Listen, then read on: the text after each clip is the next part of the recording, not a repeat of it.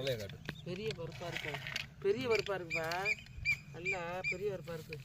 இப்படித்தான் வாங்கணும் பருப்பு. ஆடி 18 ஆடி பட்டம் கடலை வளர்த்துக்கு இருக்கான். ஆடி பட்டம் தேடி என்ன போடுங்க ஐயா, அப்படித்தான் சொல்லுவாங்க. சொல்லு அதில் கும்பிடுது. ஆடி பட்டம் தேதி விதை அப்படின்னு சாமியை கடவுளே என்ன பத்தாப்பா நல்லபடியாக விளையணும், நல்லா விளையணும்.